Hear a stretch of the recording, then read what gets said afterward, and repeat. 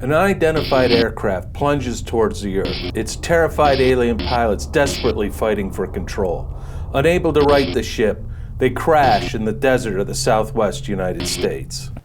Roswell, 1947. Death Valley, 1949.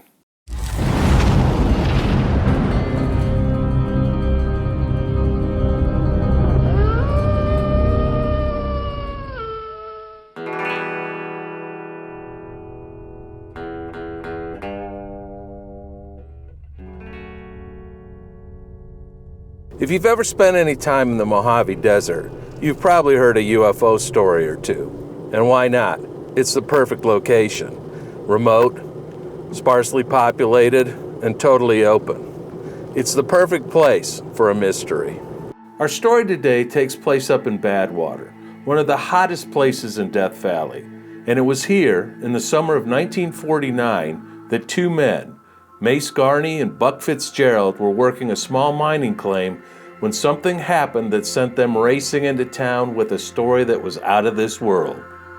Barging into the office of the local newspaper, the Bakersfield Californian, both men stated the following: that while working their small claim, they heard a noise overhead, and looking up, saw a saucer-shaped object pass over at an estimated speed of 300 miles an hour, before crashing into the dunes far off in the distance.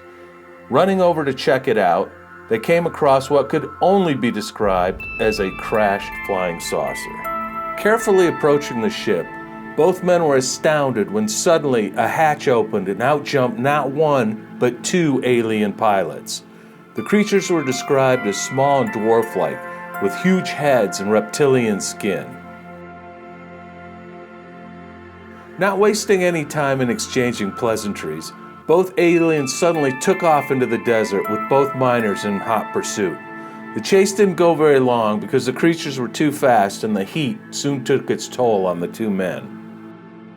Returning to the ship, both men decided to take some measurements, describing the craft as being 24 feet in diameter with a height of about 8 feet and made of a material that most closely resembled aluminum.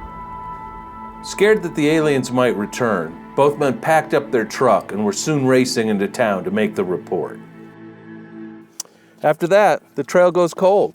Two prospectors left the office and went back into the desert, never to be heard from again. No report was filed, no recovery effort was mounted. I can only assume the authorities weren't exactly impressed by the truthfulness of our two prospectors. At the end of the day, I guess the question is, why?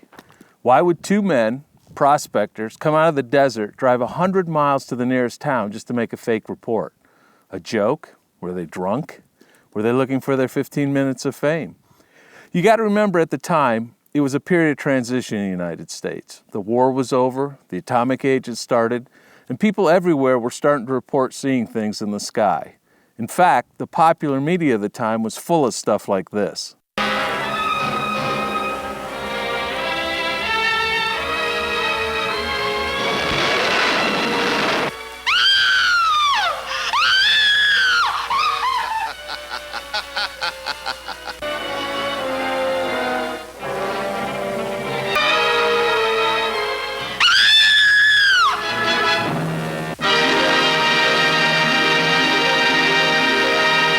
So there you have it, Death Valley's very own UFO crash. Did it happen?